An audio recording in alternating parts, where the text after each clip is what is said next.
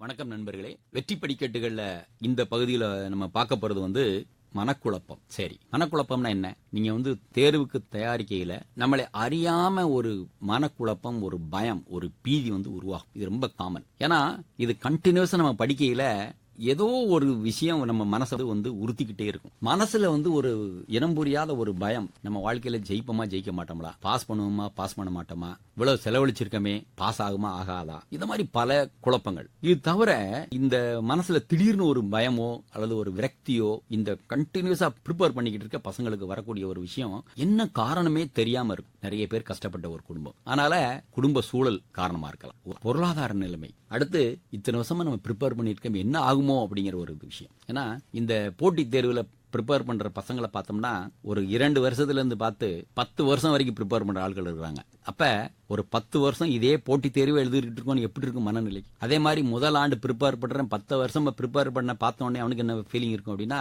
ஐயோ நம்ம இப்பதான் சேர்ந்திருக்கோம், 10 வருஷமா ஒருத்தர் ப்ரிப்பேர் பண்றாரு, அவரையிலே பாஸ் பண்ண முடியல, நம்ம பாஸ் பண்ண முடியுமா, ஜெயிக்க முடியுமா?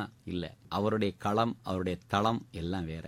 நீ போடுற போட்டி, உன்னுடைய தளம் களம் வேற. அதனால இது எல்லாமே ஒன்னொன்னும் ஒரு இண்டிவிஜுவல் பேட்டில் ஃபீல்டு. மொத்தமா ஒரு தேர்வுங்கிற ஒரு பெரிய ஒரு காமன் பேட்டில் ஃபீல்டு. அந்த போர்க்களத்துல நீங்க செயல்படுத்த உங்களுக்கு உருவாக்கிக்கிட்ட ஒண்ணு. அதனால நீங்க இன்னொருத்தர் கம்பேர் பண்ண தேவையே கிடையாது. இதை தாண்டி வயசு வந்த ஒரு பெண்ணோ ஆணோ ஒரு 25 வயசு ஆயிடுச்சுன்னா அவங்களுக்கு ஆப்போசிட் செக்ஸ பார்த்தோன்னே அவங்களுக்கு ஒரு எம்டினஸ், ஒரு ஃபீலிங் இருக்கும். ஒரு 27 வயசு ஆயிடுச்சு, ஒரு பெண் இருக்கிறாங்க, அவங்களுக்கு ஒரு ஃபேமிலியோட ஒரு குழந்தையோட ஒருத்தர் போறாங்களா, அவங்களுக்கு ஒரு ஃபீலிங் இருக்கும். ரொம்ப காமன், இது யாருமே வெளியே சொல்ல மாட்டாங்க. ஆனா நமக்கு அப்படி ஒரு குடும்பம் வரும், நம்ம தேர்வு பாஸ் பண்ண பிறகு அந்த மாதிரி குடும்பம் வந்துடும் நினைச்சிடணும், விட்டுறணும். இது ஒரு பகுதி. அப்ப என்ன காரணத்தினால அந்த மனக்குழப்பம் வருது அப்படிங்கறத அலசி ஆராய்ஞ்சோம்னா மட்டும்தான் அந்த மனக்குழப்பத்துக்கு நமக்கு தீர்வு காண முடியும். இதை தாண்டி ஏதோ ஒரு குழப்பத்தில் புத்தகத்தை எடுத்து உட்கார வச்சிருப்போம், புத்தகத்துல மனசு இறங்கவே இறங்காது. அதனால உங்களுக்கு மனக்குழப்பம் இருக்கும் பொழுது புத்தகத்தை படிக்காது. ஏன்னா மனக்குழப்பத்தோட ஒரு புத்தகத்தை திறந்தீங்கன்னா அதுக்கப்புறம் அந்த புத்தகத்தின் மேல் வெறுப்பு வந்துடும். அந்த புத்தகத்தில் கொடுத்த சாப்டர்ஸ் கடைசி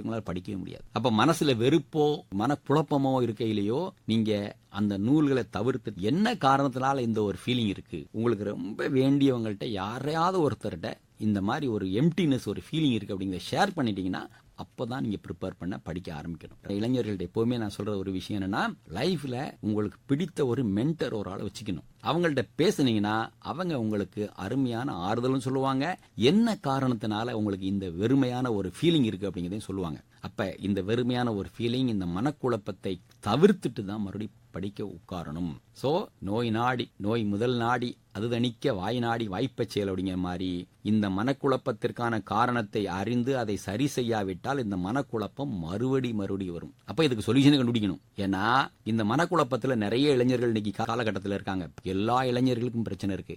பிரச்சனை இல்லாத மனிதர்களும் இல்லை, சொல்யூஷன் இல்லாத ஒரு பிரச்சனையும் இல்லை. ரெண்டுக்கும் ரெண்டு சரியா இருக்கு. அதனால அந்த பிரச்சனைக்கு உங்களுடைய சொல்யூஷனை கொடுத்த பிறகு நீங்க புக்கை படிக்க ஆரம்பிங்க.